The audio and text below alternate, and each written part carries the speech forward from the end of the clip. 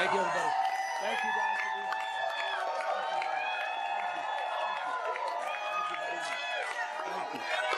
Thank you.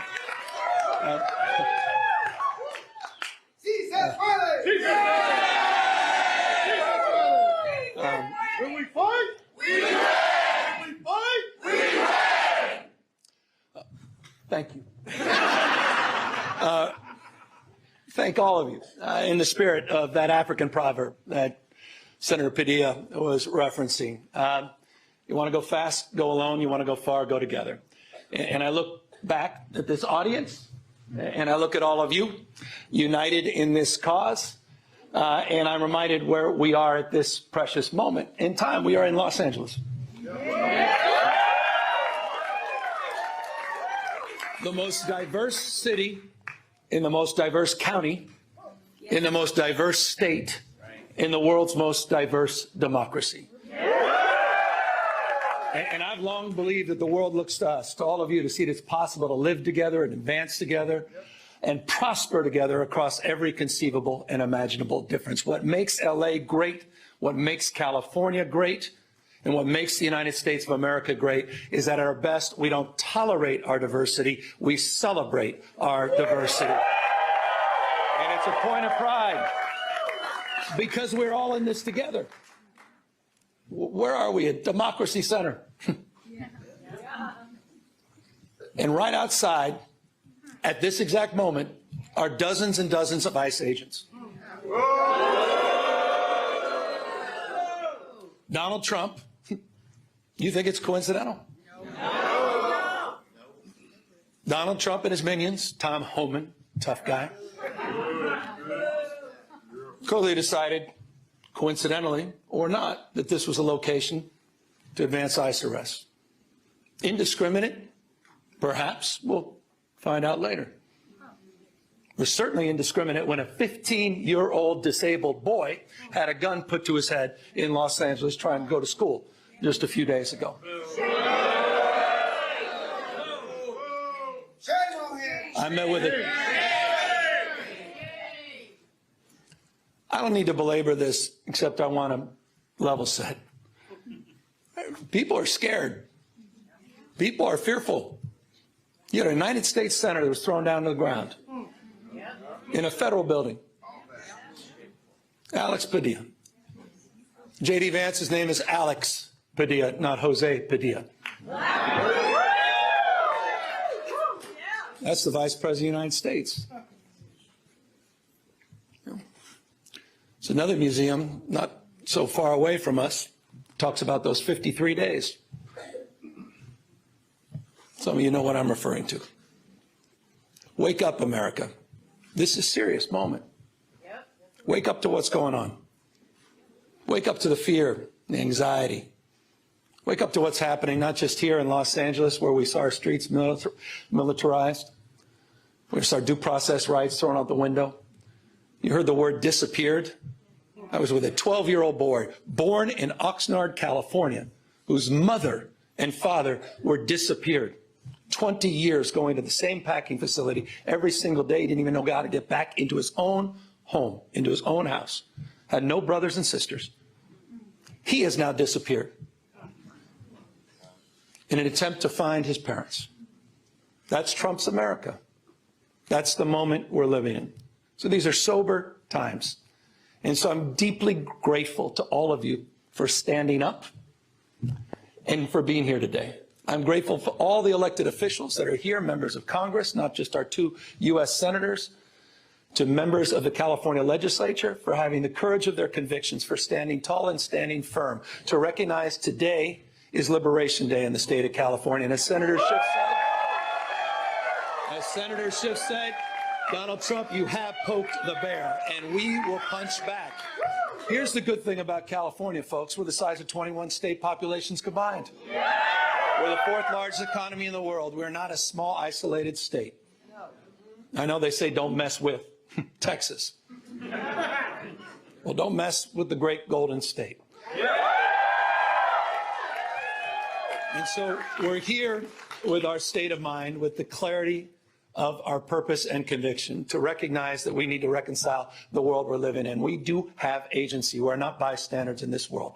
We can shape the future, and that's what we intend to do today. We're here because Donald Trump, on January 6th, tried to light democracy on fire, tried to wreck this country, tried to steal an election, as Alex just said, by trying to dial in for 11, almost 12,000 votes. And here we are, in open and plain sight, before one vote is cast in the 2026 midterm election.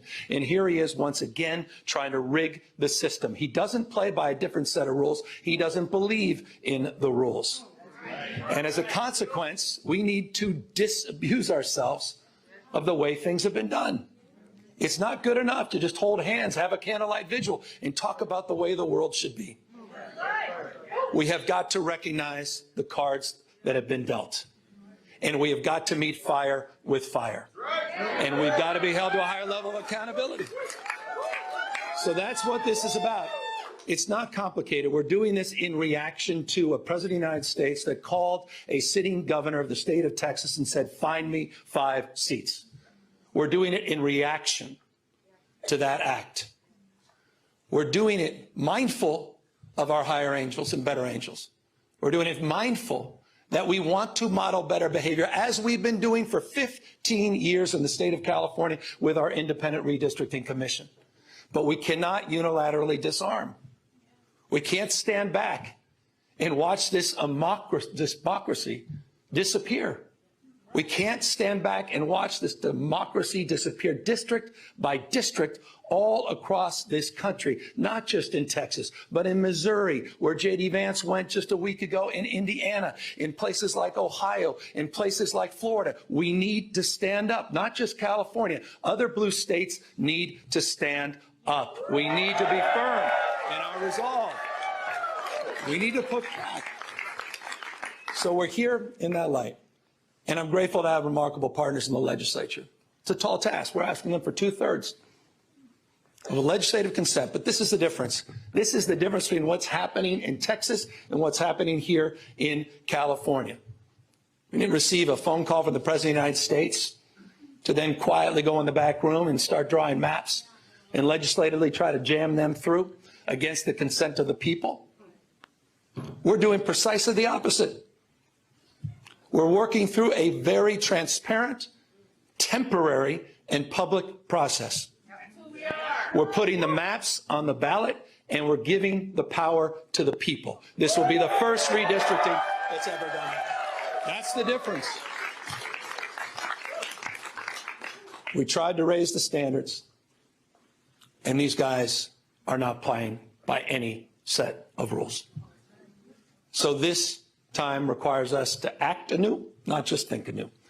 And so I'm grateful to all of the remarkable leaders that have stepped up, this unifying effort here in the state of California. And we'll be asking for the people on November 4th, a special election, coinciding with a lot of local municipal elections, to provide a temporary pathway for congressional maps. We will affirm our commitment to the state independent redistricting after the 2030 census. But we're asking the voters for their consent to do midterm redistricting in 2026, 2028, and 2030 for the congressional maps, to respond to what's happening in Texas, to respond what Trump is trying to excite. And we'll do so in a way that also affirms our desire as a state to level the playing field all across the United States. We believe in a national independent redistricting framework. And we believe that's the right goal and the right thing to pursue.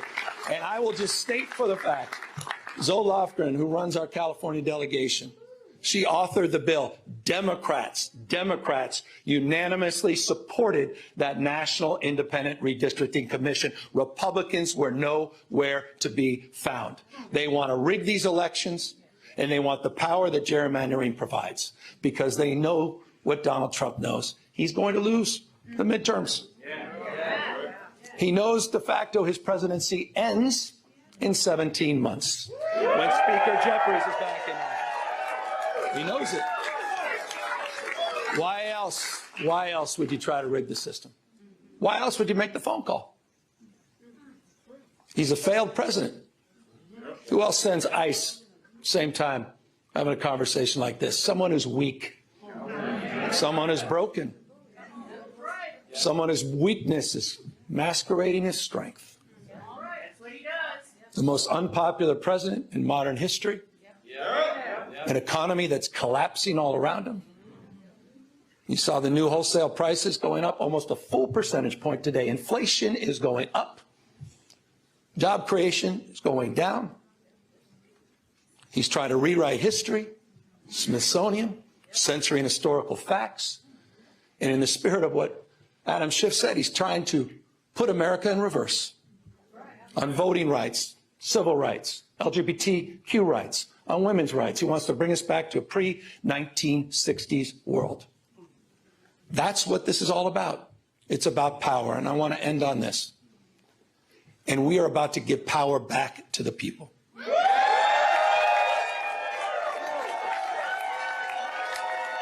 You have, on November 4th in California, you have the power to stand up to Trump. You have the power to declare that you support a system that is not rigged. You have the power on November 4th to stand up for people that are being bullied. You have the power to stand up for people that are being intimidated. You have the power to stand up to the rule of law. We're giving the people of this state the power to save democracy, not just in California, but all across the United States of America. I hope we are waking up to this reality. Wake up, America. Wake up to what Donald Trump is doing. Wake up to his assault. Wake up to the assault on institutions and knowledge and history. Wake up to his war on science and public health. In his war against the American people. This is a guy who lays claim to want to get a Nobel Prize, sitting there and bending his knee to Mr. Putin. You have the power to straighten this out. And so I want to again just thank everybody for exercising not just their formal authority, yes, that's what we're doing, but also sharing their moral authority at this moment. I want to thank everybody for being here today, for being here tomorrow, and most importantly, we're counting on all of you on November 4th to be there for each other, to win this election and stand up for our democracy. Thank you all very much.